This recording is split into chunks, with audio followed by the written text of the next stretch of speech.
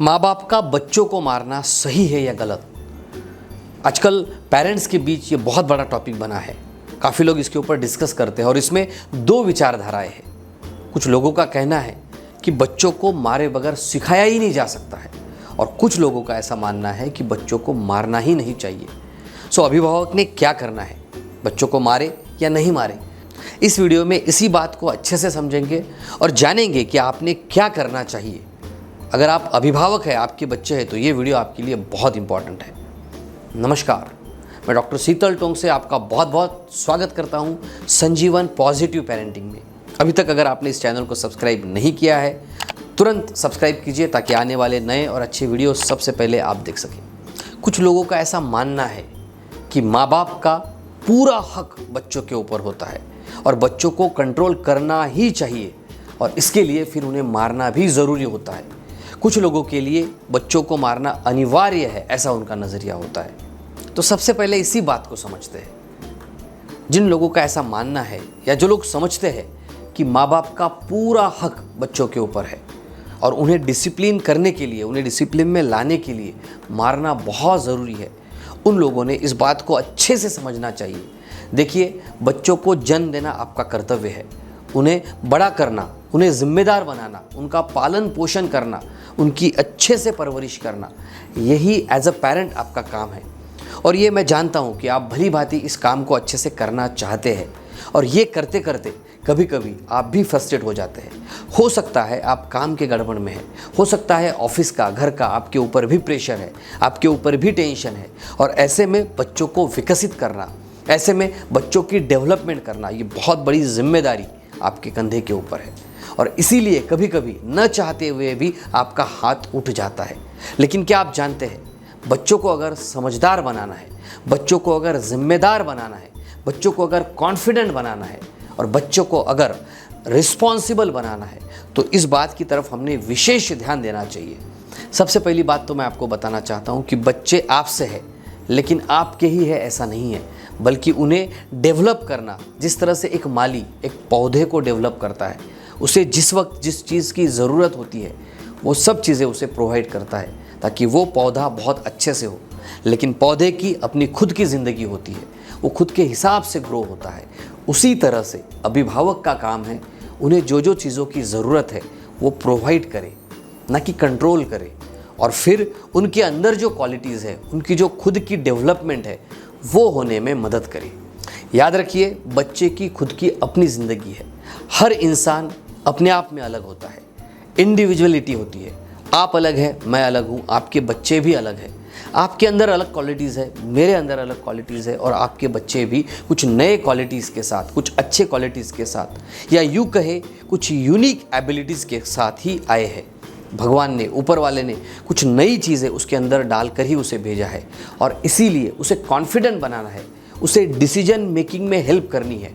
लेकिन डिसीजन आपने नहीं लेने हैं। जी हाँ, डिसीजन मेकर बनाना है, डिसीजन आपने नहीं लेनी है। एक बात हमेशा याद रखिए, जो भी आप करते हैं, जो भी निर्णय आप लेते हैं, वो हर बार सही हो ऐसा ज़रूरी नहीं है।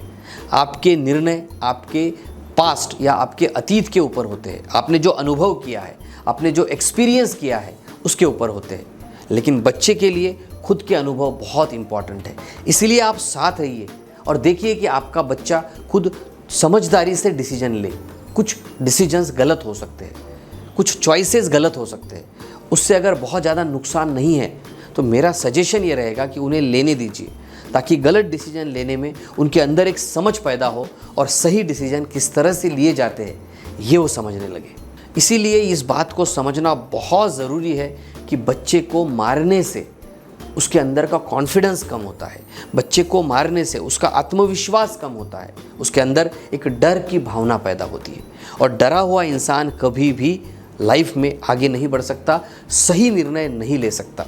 इसीलिए डराना नहीं है बल्कि प्रोत्साहित करना है। इस सेंटेंस को गोल्डन सेंटेंस समझिए, इसे इन्वर्टेड कॉमा में रखिए।